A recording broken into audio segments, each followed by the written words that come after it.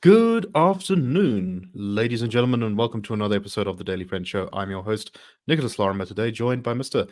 Hermann Pretorius. Hermann, how are you doing? I'm well, thanks. Thank you, Nick. Good to be here with you and Sarah. Good to be with all of you as well. We're also, of course, joined today by Sara Gon. Sara, how are you? Fine, thank you. Thanks, Nick. Thanks. Hi, Herman.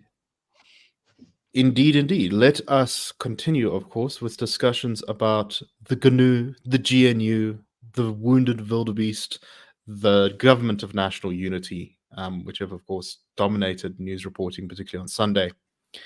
And according to media reports, the negotiations, they are not going well. Talks between the ANC and main opposition party, and I'm quoting, I think, from the News 24 story here, have hit a brick wall since the ANC offered a mere 3 cabinet posts to the DA in President Cyril Ramaphosa's Government of National Unity, while the DA believed it could claim at least 10 of the 30 cabinet positions. The DA leader, John Steenhuisen, said that while they believed that according to the agreement they signed with the ANC, they were entitled to 10, they were willing to take 7 to accommodate the huge number of small parties that have joined the Government of National Unity. All of this has led to some speculation that the ANC may be trying to actually freeze out the DA entirely from the Government of National Unity and make them powerless. How would they do that? Well, while the ANC doesn't have enough votes in Parliament to secure its position, if you take every single small party that isn't, I think some of the one-seat ones, and no, it might actually, you need, I think, the one-seat ones as well, but that isn't Action SA, who've said they're not joining the Government of National Unity. The ANC, without the DA, can just about reach 200 seats in Parliament, which is half. So currently the ANC has 159, the IFP 17, the PA 9, the Freedom Front Plus 6, the UDM 3, the PAC 1, the Good Party 1, Rise Mzansi 2, and Al Jamaha 2. They could still maybe pick up some votes from Musi Maimana's Build One South Africa, but so far he hasn't seemed that keen. Maybe he'll change his mind. And I guess in theory, it's possible to hold together a government with all of these smaller parties, but, for the ANC, that's going to be really difficult. The IFP and Freedom Front Plus, I think in particular, would be very uncomfortable in such an arrangement. And, next time you try to pass some sort of grand expropriation bill, you can immediately expect to lose the Freedom Front Plus from that, which means that then once again, you don't have a majority. Maybe then you get from the EFF and MK, but it's still not exactly what the ANC would be hoping to have, which is a secure majority in Parliament. So there's still ongoing discussions. The DA said that while it's thinking about walking away from, at least according to anonymous reporting, that while it's thinking about walking away from the negotiations, that it has decided not to do so. It's going to keep lines of communication open, and negotiations are still ongoing. Panyaza Lesufi, who was set to announce the Gauteng cabinet on I think it was on Sunday, cancelled at the last minute after receiving a phone call saying postpone this thing, and has given, he says, the negotiators till Wednesday. Who knows if it'll happen by then. Anyway, so it's worth pointing out that in public, the parties have been far more soft spoken about this. The DA has definitely criticized the ANC, but they also say that their purpose here is to make a positive difference in the lives of South Africans, and at the continuing negotiations. And Fikile Mbalula from the ANC said, the DA have raised their issues strongly with us, and we've raised ours strongly with them. We had a follow-up meetings and engagement. Nobody's threatened to walk away from the GNU. And the DA said that they will not have negotiations with the ANC through the media, that they'll talk to them face to face. According to the reporting, the DA wants some of the following portfolios: communication and digital technology, trade and industry, transport, public service and administration, water sanitation, local government, and health. They also want the deputy finance minister post and the deputy minister of health. And now they're also beginning to talk about maybe having the deputy president spot for Steenhuisen. The ANC has pushed back, saying they can't give anything like 6 portfolios to the DA. In fact, they want to give them less. According to an ANC source, we've promised a cabinet post for each of the parties joining the government of national unity. That is already at least 7 parties whose leaders must get posts, leaving us with about 15 or so. The party also needs to accommodate its SACP and COSATU allies. Moreover, 6 members of the previous cabinet were not re-elected to parliament, and they want to appoint 1 or 2 of those at least as ministers, including people like Naledi Pandor and Thandi Modise. So a lot to take in there. Herman, let me start with you. Look, this thing is, I was very surprised by the market's way overreaction, I think, in positive terms to the government of national unity outcome, because I thought that this is very much jumping the gun. Once you've had a cabinet announced, then you have a much better idea of what you're looking at. But this really comes across to me as the ANC not really particularly willing to share its toys here. What do you think? Yeah. I think with your sort of segue there, it's important to at this stage emphasize that there's a difference between being pro-market and being pro-markets. Being pro-market is being in favor of the consumer having the final say over whether a product or a service is worth paying the money for. Being pro-markets is something different. That is essentially delegating responsibility for deciding positive or negative outcomes based on the moving of assets in terms of international trade and foreign currency terms. So we should be very careful not to be considered or consider ourselves pro-markets, because, as you say, that initial reaction to the first rumors of spring were exaggerated in the extreme, and it reminded me of Ramaphosa. In fact, the market rallied more. The market rallied more when Ramaphosa became president. I think something like 3.8% versus the 3.5% it did in a few days after the GNU talks began. So that's an important distinction to make, is we shouldn't base the wisdom of government formation on what the markets are saying. We should rather base it on how it affects the market. That means how it affects the ability of South Africans to, as consumers, buy goods or services, or as participants on the other side of the economy, the ability and ease of South Africans to manufacture goods and deliver services and an income from that. So when it comes to judging the stability of the marketplace, I remember when Liz Truss blew up her own premiership, people said, oh, look, she's so pro-market, and the markets have now kicked her out. And it's just here the same sort of caveat is we're not talking about the markets. We're talking about the fundamental idea of, is it easier or more difficult to be a consumer or a producer in an economy?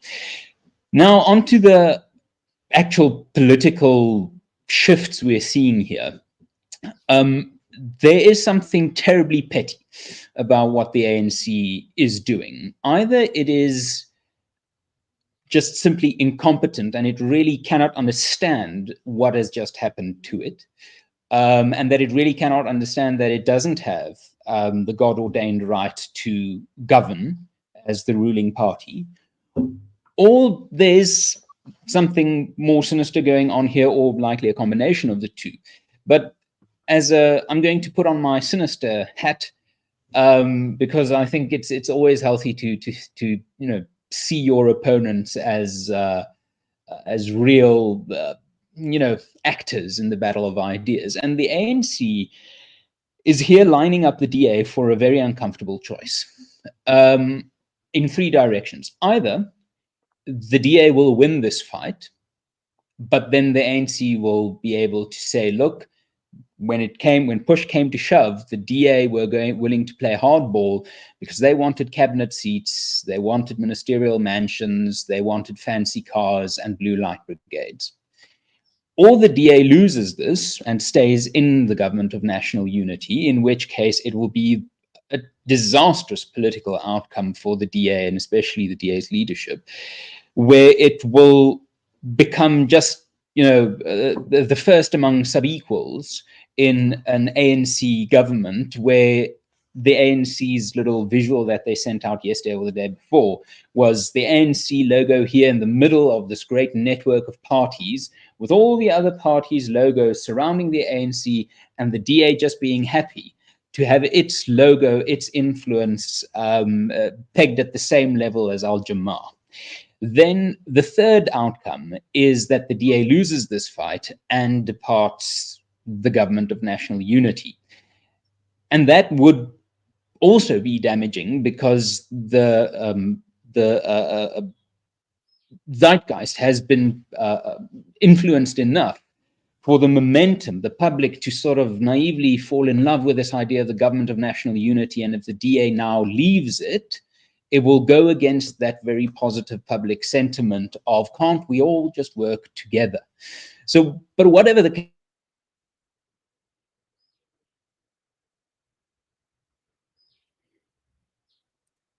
It looks like we may have lost Hermann there.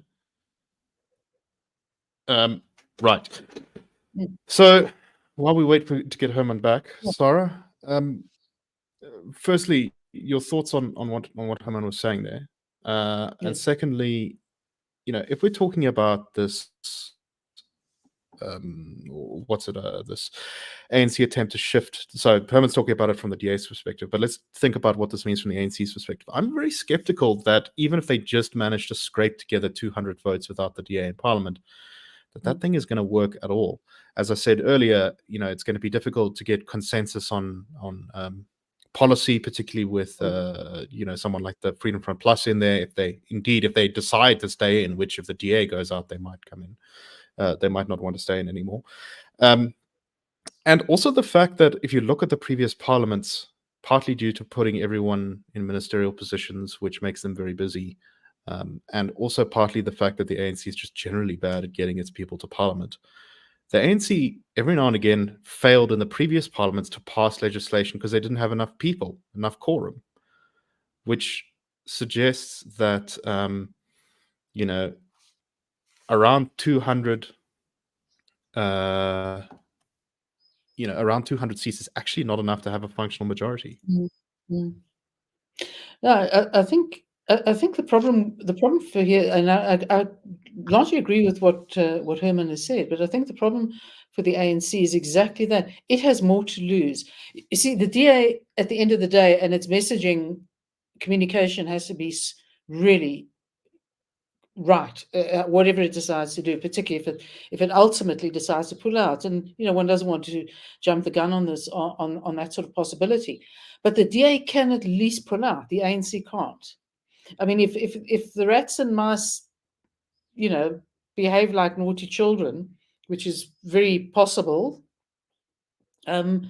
what is the ANC going to do then? So it's whole, and it's not just about how it's being seen to run the country, by sort of excluding its largest partner and probably more competent partner, but it's also that the fact that its own longevity is at stake.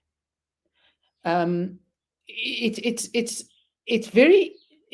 I'm not sure that the ANC has quite understood the extent to which success in this GNU will affect its own favorability as a party and its likelihood to succeed to 2029. And without the DA, I think it's putting its own survival on the line. And I think that's whatever the instincts are about, having Kasatu and blah, blah, blah, who cares? But anyway, whatever the instincts are about, providing something for everyone to make them look magnanimous and just to be able to play one up against the other, I think their biggest risk is the damage they'll do to themselves. And I think if they do try to go for this thing of just kind of cobbling together something with the rats and mice parties, it's not going to really work. And before long, they're going to have to go with the begging bowl to either the EFF or the DA to try and work out some new kind of deal, in which case their bargaining position will be even weaker, because either the DA or the EFF can then say, well, guys, we tried, but you stabbed us in the back. So I think, as in terms of the fact that the ANC is probably going to have to negotiate absolutely everything it does now going forward, starting off discussions with an attempt to sideline, and one of the most infuriating things I've seen from ANC spokespeople in the media on this one has been this sort of, well, look, the GNU statement doesn't supersede the constitutional prerogative of the president to appoint whoever he wants. It's like, well, Okay, I mean, in the most legalistic, technical sense, yes, that's true. But also, you don't sign a deal with a bunch of political parties and then say, I mean, you know, never mind the DA. Imagine they said to the IFP, the PA, someone, oh yeah, we'll give you a cabinet post, and then just didn't give them one. They would immediately pull out. Hermann, sorry, you were making. You meet Kate McKenzie in that context. Yeah, exactly. Hermann, we lost you just after you had finished talking about the 3 scenarios for how you think this could be difficult for the DA going forward. Yeah, and so, sorry about that. My line isn't very good, but I think Sara captured it quite nicely in the sense that those 3 scenarios will, in whatever happens, the DA will need to make sure that it has a message and that its messaging machinery can outgun the ANC. And that's perhaps the one error of calculation that the ANC might be making here, is that they are assuming that they maintain the sort of dominance of social media and news media influence that they had when they were a 60% party. And Nick brought it to my attention that that seems not to be the case. And in certain editorial lines, you do seem to see a softening against the DA. And, you know, so the ANC must be very, very careful here. It is playing with fire. And I think what Sara's point there also sort of forces us to consider is, what's the end game for the ANC here? What does success for them now look like? Because surely they can't think success looks to them like ANC de facto continuation of governance with just rats and mice parties to prop up a majority, because that has cost them their majority. I mean, it took them from 57% to 40% in 5 years. So that can't really be their end game here. Then to sell out to the minnows, the rats and mice party, surely that can't be their saving grace, because it's certainly not working in Johannesburg. It certainly didn't work in Gauteng for the ANC to have these front minor, mayors and stuff like that. So that can't be the win. What is the win that the ANC expects here that could last 5 years? Their best hope, as Sara points out, is to essentially dialysis themselves through the DA and make sure that they get some DA competence, some DA credibility on governance there.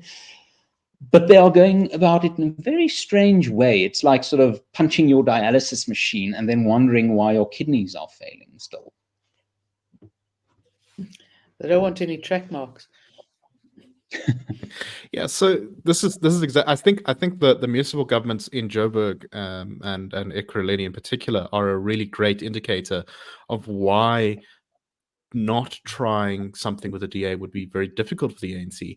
The ANC itself is not particularly happy with those arrangements, particularly in Ekurhuleni, where it feels like the EFF has had way too much influence. And in terms of just straight up service delivery, and I've said this many times, Joburg is in a real state right now, and that is, I think, directly related to the way that coalition government is functioning, where you essentially have the ANC plus the EFF plus all the sort of mini parties here. But if you take the EFF out of this equation, I really wonder whether some of those minnow parties, the smaller ones, are going to be too happy to be in there.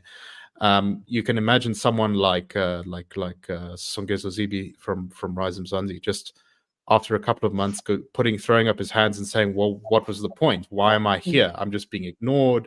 I'm just being shuttled around. I just go to meetings and I open bakeries or whatever the hell he'll be appointed to do as presumably a deputy minister or something. So, I think that's a kind of fairly, if the strategy is to sabotage things with the DA and try and minimize them, then they are clearly, I think they haven't realized how that's not going to work.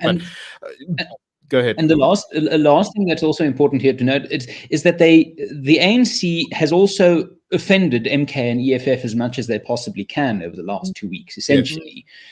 For them now to go with the DA would be awkward because they seem to be either deliberately or incompetently screwing with them. For them to go with the EFF would be awkward because they've just now had 2 weeks of relatively friendly overtures to making sure that the EFF is shut out of government.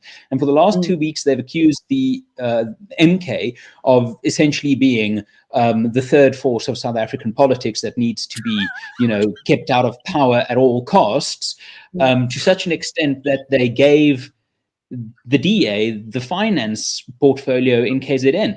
So, I mean, this is how to alienate friends and annoy people if any strategy were to, be labeled on it. Yeah, I think that's almost exactly right. Interesting as well, also the ANC's inability, I think, to deal with the new reality of power, which is that it's still desperate to include the South African Communist Party and COSATU in parliament. Now, Yeah. you kind of think to yourself, well, hold on. Firstly, the SACP and COSATU won 0 seats in this election because they didn't stand. Their accommodation in ministerial posts in government is your problem, not the rest of the country's problem.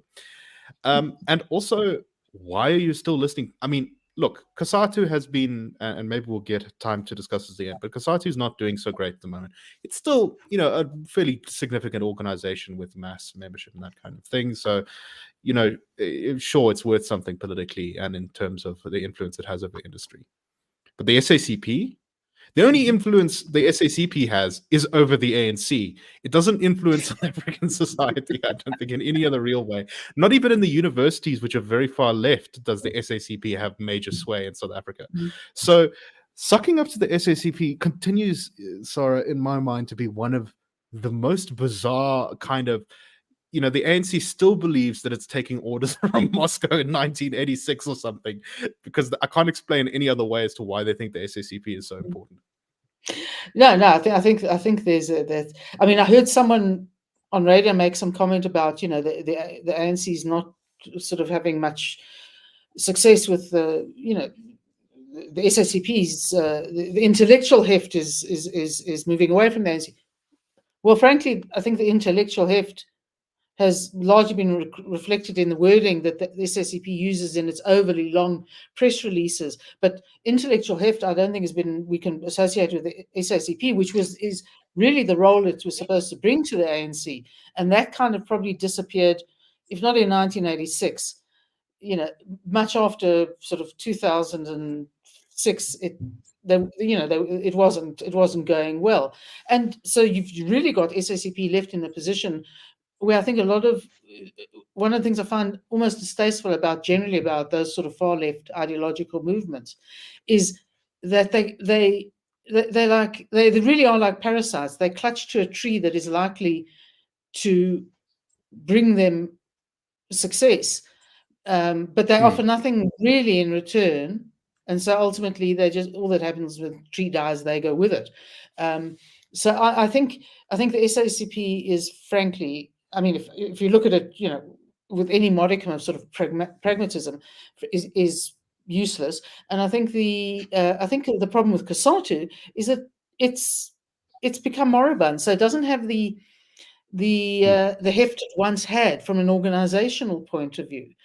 And the point is this: the problem with COSATU, and this seems to come up in comments against it, is that it's not doing much for the workers. And my comment is, well, there aren't as many workers as there once were, for a start.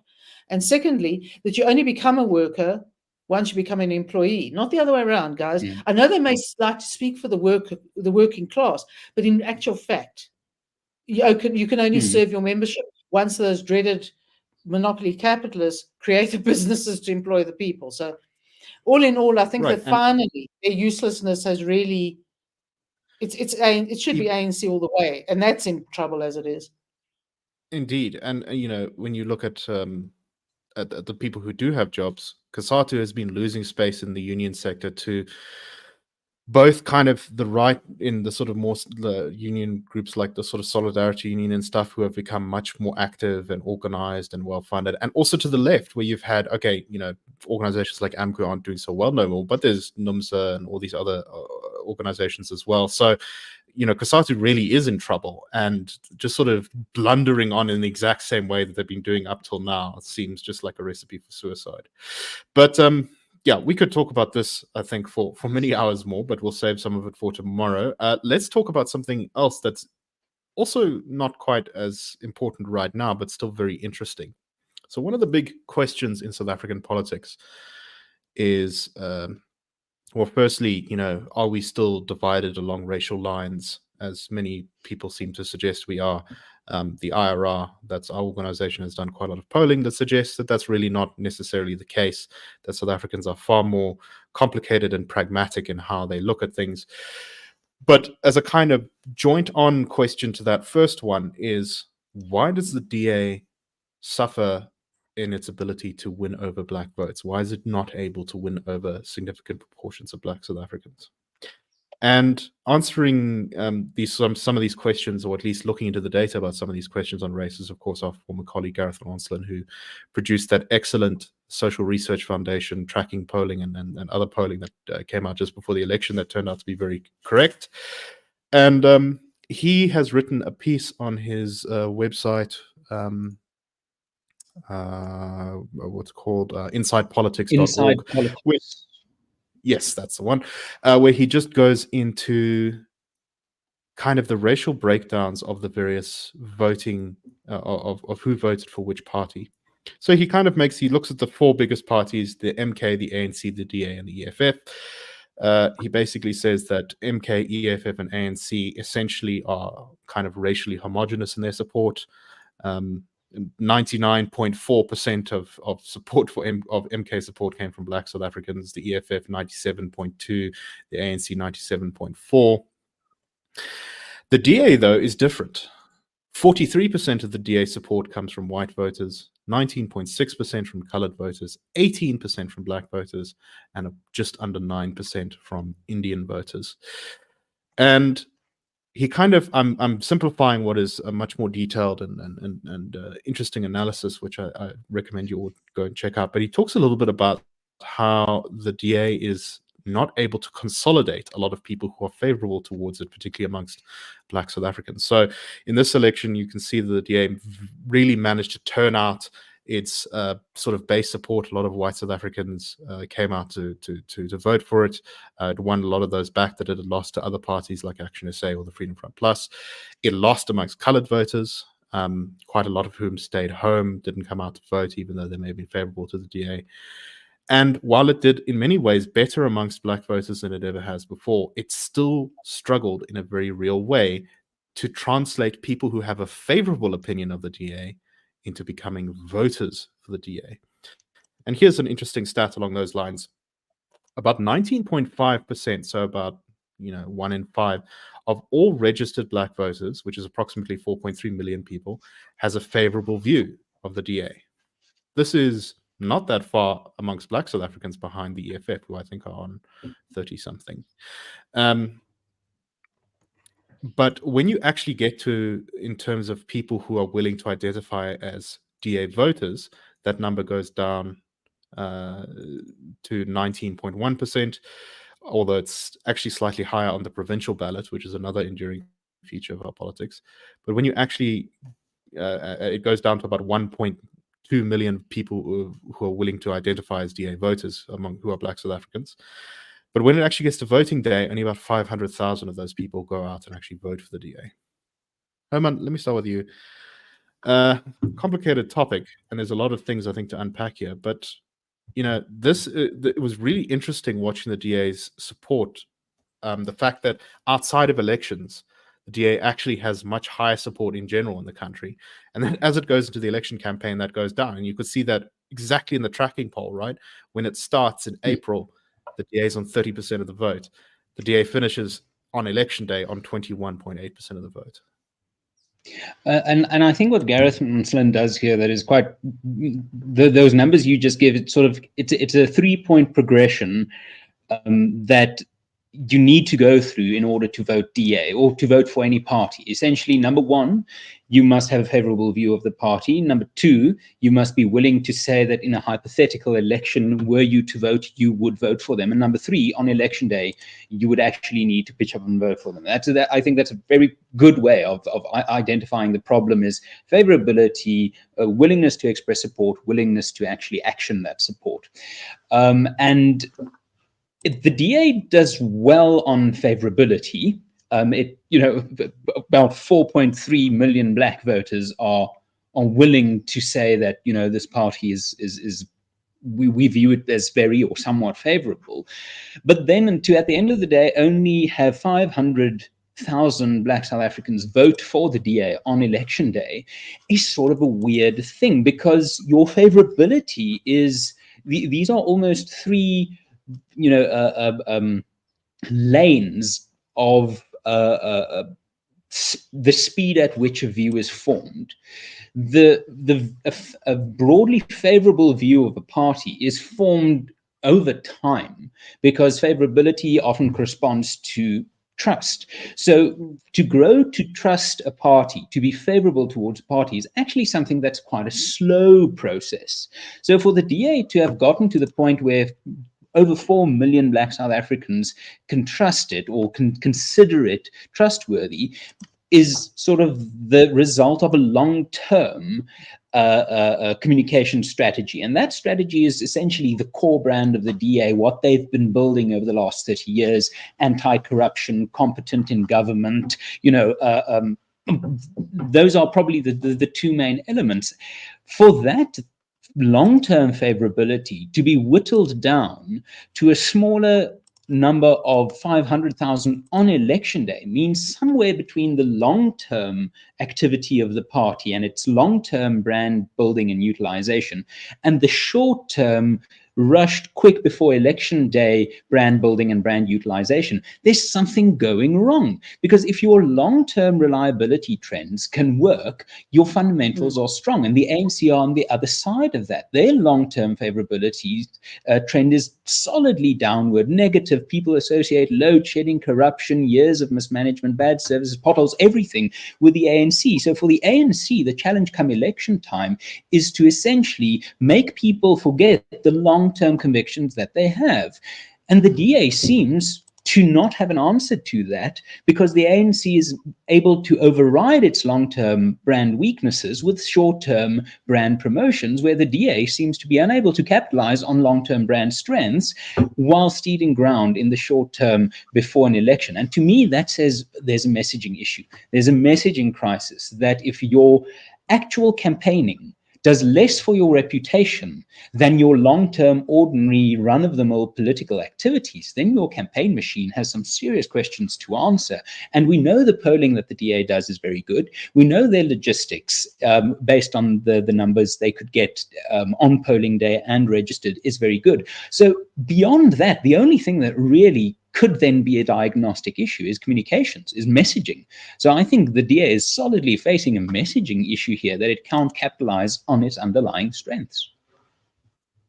So there's a number of things I want to say here. I want to also add, I think that, it has an uneven logistical and turnout operation. I think the DA, as I think is kind of clear from these stats as well, on top of what you said, Herman, is that it's in areas where it's not very strong, and I'm thinking kind of majority black areas, it's not able to find its voters very well, it seems, and turn them out to actually go to the polls on election day. There's, there's a number of people who identify as DA voters, but then don't actually vote on election day, who are black South Africans, and the DA is not managing to get those people to come out and actually put their cross in the box, which is, I think, a logistical failure as much as also a messaging failure, as you perhaps have suggested. But Sara, I mean, firstly, your thoughts on this whole thing, but secondly, one of the things I really like about this piece from Gareth is it kind of shows that there's, behind the scenes, if you look at South African election results, you might think, oh, there's not that much change from election to election. This was the first time we've had big change because the ANC went down by 17%. But then some people say, oh, well, you see, it all just went to MK, so it's basically no real change. But actually, when you look under the hood of what people think in the months leading up to an election, you see a lot of churn. South Africans do actually change their minds. Now, while our elections have tended to end up in a kind of roughly similar place, it's not like the debate or the discussion or the power dynamics are static. Everyone has to fight very hard to get things to the place that they currently are. So your thoughts on all of that? Well, the interesting thing about the churn, I mean, one could again talk about this for ages, but the interesting about the churn is that although you had the extraordinary phenomenon of the MK,